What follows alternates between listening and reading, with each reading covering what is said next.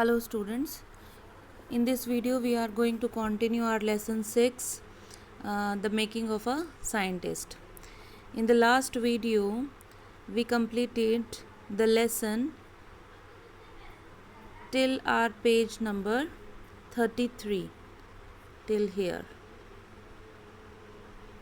till our page number 33. Okay, so in this video we are going to continue with the page number 30, with the page number 34, correct, from here. At the end of the book, readers were invited to help study butterfly migrations. They were asked to tag butterflies for research by Dr. Frederick A. Urquhart of the University of Toronto, Canada. Ebright's mother wrote to Dr. Urquhart, and soon Ebright was attaching light adhesive tags to the wings of monarchs. Anyone who found a tagged butterfly was asked to send the tag to Dr. Urquhart. अच्छा, इसमें क्या है? At the end of the book, मतलब when the book completes, and about what book the writer is talking is the travels of monarch X. Okay, so इस book के end में जो readers थे उनको कहा गया था, readers were invited to help study butterfly, कि वो क्या किस चीज़ में हेल्प करें, बटरफ्लाइज की स्टडी में. और कैसे? They were asked to tag butterflies for research by doctor Frederick A Urquhart. और ये जो डॉक्टर थे, साइंटिस्ट जो थे, वो कहाँ से थे? यूनिवर्सिटी, कनाडा में एक बहुत ही फेमस यूनिवर्सिटी है, यूनिवर्सिटी ऑफ टोरंटो. ओके, तो उन्होंने कहा था कि जो भी इस बुक को पढ़े वो कैसे हेल्प करा सकता है, कि वो बटरफ्लाइज के विंग्स में एक एडिसिव टैग लगा दे. अब टैग आप क्या समझ सकते हैं? Tags means like stickers. Okay, so 1 minute. So you can imagine it, you can imagine or you can understand it like stickers. They were asked to tag butterflies for research by Dr. Frederick A. Urquhart of the University of Toronto, Canada. Ebright's mother wrote to Dr. Urquhart. तो एब्राइट की mother जो है उनको बताती हैं writing में, मतलब letter के थ्रू, कि Ebright has also started attaching this light means light weight adhesive, adhesive मतलब जो स्टिक हो जाता है, tags to the wings of monarchs. Anyone who found a tagged butterfly, और जिसे भी ये टैग्ड बटरफ्लाई मिले जिसके ऊपर वो स्टिकर चिपकाया हुआ हो, was asked to send the tag to doctor Urquhart, कि वो जो टैग है वो डॉक्टर उर्कहार्ट को पहुंचा दिया जाए. The butterfly collecting season around reading last 6 weeks in last summer, in late summer. तो ये जो बटरफ्लाई कलेक्टिंग सीज़न का मतलब क्या है? जैसे आपको मालूम ही है, सीज़न कोई भी रेनी सीज़न है, तो ये भी एक तरह का सीज़न, मतलब एक टाइम था जिसमें बटरफ्लाई कलेक्टिंग सीज़न, जिसमें बटरफ्लाई कलेक्ट की जाती थी. अराउंड रीडिंग मतलब the name of that place where this scientist Richard Ebright lived. Okay, तो वहाँ रीडिंग के आसपास ये जो बटरफ्लाई कलेक्टिंग सीज़न था, ये करीबन 6 वीक्स के लिए चलता था. ठीक है, मतलब 6 वीक्स के लिए ये टाइम होता था. Last 6 weeks in late summer, 6 weeks means around 1.5 month. If you are going to chase them one by one, और अगर आप किसी भी बटरफ्लाई के पीछे एक एक करके जाते हैं, मतलब उसे कलेक्ट करने के लिए, उसे कैच करने के लिए, you want catch very money, तो ऐसा नहीं, वेरी मैनी, तो ऐसा नहीं है कि वो आप बहुत सारे को कलेक्ट कर पाएंगे, कैच कर पाएंगे. So the next step for एब्राइट, इसीलिए एब्राइट के लिए जो नेक्स्ट स्टेप था वो क्या था? Was to raise a flock of butterflies, कि वो खुद ही एक बटरफ्लाइज के फ्लॉक को रेज करे. रेज का मतलब क्या है? ग्रो करना, डेवलप करना. ठीक है, और flock is a collective noun है, आपको मालूम है. Flock of butterfly means group of butterflies. He would catch a female monarch, take her eggs and raise them in his basement through their life circle.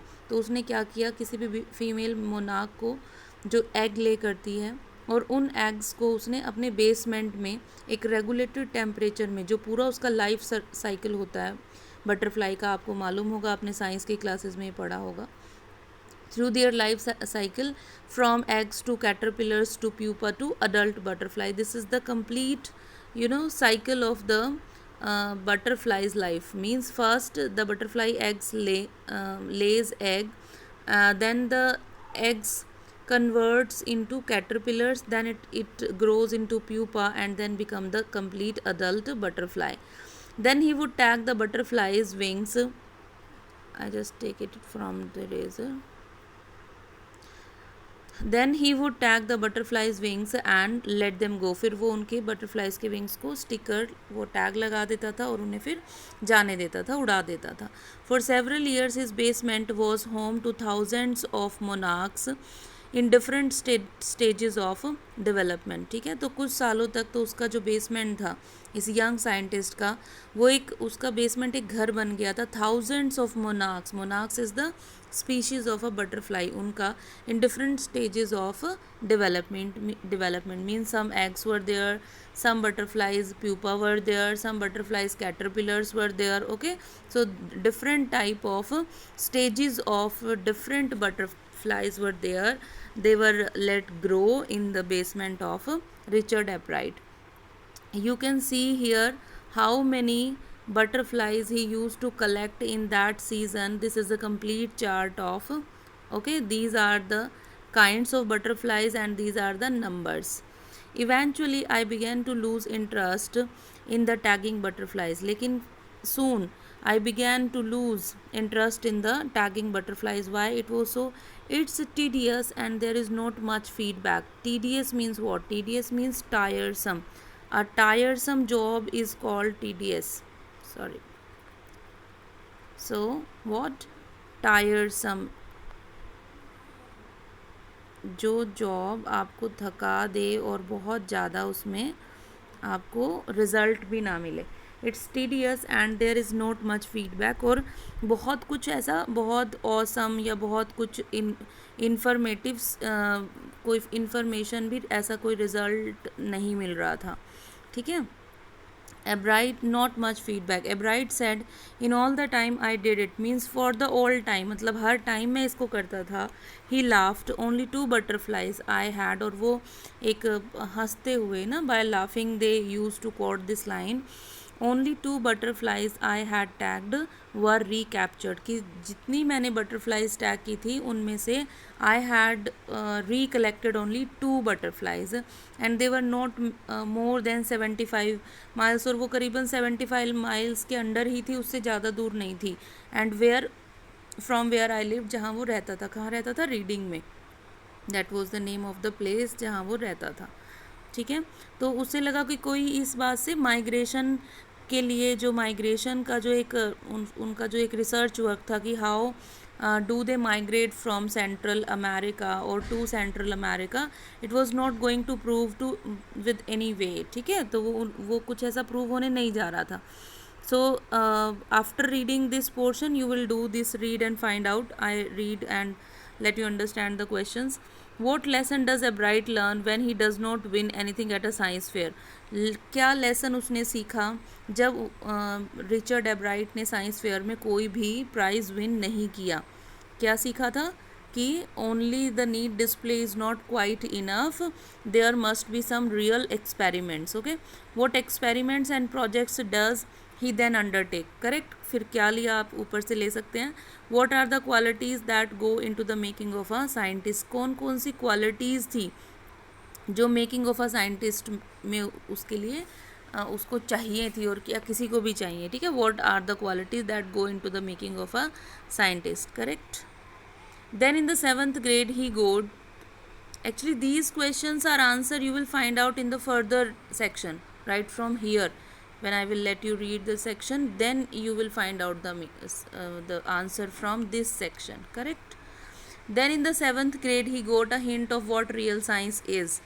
और अब अभी 7th grade में ही जब वो हुए तो उन्हें एक आइडिया हुआ कि रियल साइंस क्या है. When he entered a country science fair and lost मतलब हार जाना. ठीक है, डिफ़ीट हो गए वो, मतलब जो उन्होंने ट्राई किया वो किसी तरह का उनको प्राइज़ उसमें नहीं वो विन कर पाए. And lost. It was really a sad feeling. और ये रिचर्ड एब्राइट के लिए बड़ी सैड फीलिंग थी. Feeling to sit there and not get anything while everybody else. हर कोई जो दूसरा था हैड वन समथिंग. उन्होंने कुछ ना कुछ विन किया था. एब्राइट सेड हिज एंट्री वो स्लाइड्स ऑफ फ्रॉग टिश्यूज़. और उनकी एंट्री क्या थी, मतलब उनका क्या क्या उन्होंने वहाँ पर शो किया था, क्या उनकी डिस्प्ले था, परफॉर्मेंस थी उस साइंस फेयर में. That was the slides of frog tissues. Okay, slides of frog tissues that he use to show through the microscope. Okay, जो भी वहाँ थे वो माइक्रोस्कोप के थ्रू वो देख सकते थे. The frog tissues, slides of frog tissues. It was good but it was not an experiment. ये कोई एक्सपेरिमेंट नहीं था. It was only a display. He realized, और उन्हें क्या समझ में आया, दैट winners had tried to do real experiments. Okay, so this is the answer of your first question. And not simply make a neat display. neat मतलब clean, कि आप बहुत अच्छे से किसी चीज़ को सिर्फ डिस्प्ले कर दे. That is not enough for some science experiment, for some science fair prize winning. For to become a scientist or to win a prize in the science fair, you need to make some real experiments. Correct? So here we are. Already the competitive spirit that drives Richard Ebright was appearing. Means there was a very good competitive spirit in him, and it was already there. So now what he has decided, I knew that for the next year's fair I would have to do a real experiment. ठीक है. He said the subject I knew most about was the insect work I had been doing in the past several years, and the most important thing what he was doing from the last few years was to collect information on the insect. Okay, वो insect को ही, butterflies को, जैसे insect को वो क्या कर रहे थे, रिसर्च कर रहे थे. तो वो कहते कि मैं इसी में ही कुछ फर्दर और कुछ अच्छा कर सकता हूँ. सो ही रोड टू डॉक्टर अर्कहार्ट. उन्होंने डॉक्टर यूरकहार्ट को एक मैसेज लिखा. 1 minute. So he wrote to Dr. Urquhart for ideas, and back came a stack of. Stack means a pile. Pile मतलब खूब सारे. पाइल हम किसको कहते हैं, ढेर को कहते हैं. ठीक है, तो वो कहते हैं कि I came back with a stack of ideas. बहुत सारे आइडियाज़ मुझे वहाँ से मिले. कहाँ से? With the help of, with the suggestions of doctor Urquhart. Suggestions for experiments. Those kept Ebright busy all through high school and led to. और ये जो आइडियाज़ पे थे, इन पर रिचर्ड एब्राइट ने वर्क किया, और वो पूरा अपना हाई स्कूल का टाइम वो इन्हीं एक्सपेरिमेंट्स में बिजी रहते थे. Those kept Ebright busy all through high school and led to prize projects in country. और वो जो एक्सपेरिमेंट्स थे वो इतने वंडरफुल थे कि not only in the prize projects in the country but at the international level, international science fair he won prizes. Okay. For his 8th grade project, Ebright tried to find the cause of a viral disease that kills nearly all monarch. For his 8th grade project. अब देखो, अभी वो 8th class में थे, तो उनका एक जो प्रोजेक्ट था, एब्राइट ट्राइड टू फाइंड. उन्होंने क्या ट्राई किया? The cause of a viral disease that kills nearly all monarch caterpillars. कि जो सभी मोनार्क के कैटरपिलर्स को किल कर देती है एवरी फ्यू ईयर्स, मतलब कुछ सालों में. Ebright thought the disease might be carried by a beetle. और एब्राइट को ये लगता था कि ये जो डिजीज़ है ये कौन इसको कैरी करते हैं, इनके कैरियर कौन है. ठीक है, तो वो कौन है? बीटल. बीटल आपको मालूम है, इट्स ऑल्सो एन इंसेक्ट. ही, आपने फ्लावर्स वगैरह पे देखा होगा. He tried raising caterpillars in the presence of. और उन्होंने क्या किया कि कुछ कैटरपिलर्स को बीटल्स की प्रेजेंस में ग्रो किया. रेज मीन्स ग्रो करना. I didn't get any real results. और वो कहते हैं कि लेकिन मुझे कोई ऐसा रिलेटेड रिजल्ट मिला नहीं. मतलब कोई ऐसी जो कैटरपिलर्स को ग्रो किया गया उनको कोई ऐसी डिजीज़ ने अफेक्ट नहीं किया.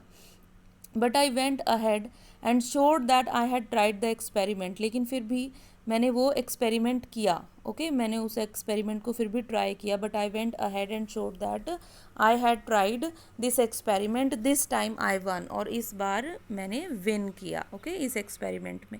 The next year his science fair project was testing the theory that, अब नेक्स्ट ईयर उनका प्रोजेक्ट क्या था नेक्स्ट ईयर के साइंस फेयर में, देखो कैसे वन बाय वन उनके एफर्ट्स, उनके हार्ड वर्क, उनकी सिंसियरिटी को दिखाया जा रहा है.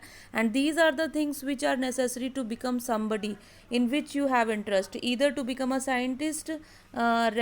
Richard Albright had all the qualities, all the intensity that could make him like a good scientist.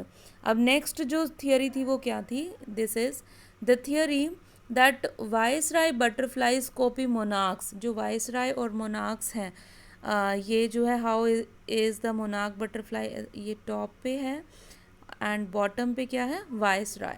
तो वाइस रॉय जो बटरफ्लाइज हैं वो मोनार्क बटरफ्लाइज को कॉपी करती हैं या नहीं करती हैं या क्यों करती हैं. This was the next theory, the next experiment. The theory was that, अच्छा थियोरी क्या थी इससे related, that viceroys look like monarchs. जो वाइस रॉयज हैं वो किसके जैसी नज़र आती है, मोनार्क्स के जैसी, because monarchs don't taste good to birds. और वाइस रॉय मोनार्क को क्यों कॉपी करती हैं, क्योंकि मोनार्क बटरफ्लाई बर्ड्स को टेस्टी नहीं लगती और बर्ड्स उन्हें नहीं खाते, लेकिन वाइस रॉय का टेस्ट अच्छा होता है तो वो उनकी प्रे बन जाती है, वो उनको हंट करते हैं, मतलब बर्ड्स अपने फूड में वाइस रॉय बटरफ्लाइज को खा लेते हैं. तो वो मोनार्क को इसलिए कॉपी करती है ताकि वो अपनी लाइफ को बचा सके, मतलब वो मोनार्क जैसी नज़र आए और मोनार्क का टेस्ट अच्छा नहीं होता तो बर्ड्स उसको ईट नहीं करेंगे. Viceroys on the other hand do taste good to birds. ठीक है, तो वाइस रॉयज क्योंकि अच्छी होती हैं टेस्ट में तो बर्ड्स उन्हें खा लेते हैं. So the more they look like monarch, तो इसलिए जितनी ज़्यादा वो मोनार्क्स के जितनी दिखेंगी the less they are to become the birds dinner. ठीक है, तो उतना ही कम बर्ड्स उन्हें हंट करेंगे. Ebright's project was to see whether in fact birds would eat monarchs, और इनका प्रोजेक्ट था कि क्या वाकई में जो बर्ड्स हैं वो मोनार्क्स को ईट करते हैं. He found that a starling, starling क्या है, starling students it's a European very common bird in Europe. Starling okay would not eat ordinary bird food. तो उन्होंने देखा कि ये जो स्टारलिंग है वो ordinary food bird insect food जो है वो नहीं लेती है, नहीं ईट करती है. He found that a starling would not eat ordinary bird food, it would eat all the monarchs it could get. लेकिन ये क्या खाती थी, जितने भी मोनार्क्स इसे मिल सकते हैं ये उतने खा लेती थी. Albright said later research by other people showed that viceroys probably do copy the monarch. This project was placed first in the zoology division and third overall in the county science fair. तो ये जो उनका experiment था कि कैसे ये copy करती हैं, क्यों करती हैं, और स्टारलिंग ने तो मोनार्क को भी ईट कर लिया था चाहे मोनार्क का टेस्ट नहीं था. तो इन सब थियोरीज़ ने उन्हें जूलॉजी डिवीज़न में, मतलब जो जूलॉजी फेयर में जो एरिया था उसमें first prize, and overall county science, county मतलब रीजन, ठीक है, और काउंटी साइंस फेयर में उनको थर्ड प्राइज़ विन कराया. Okay students.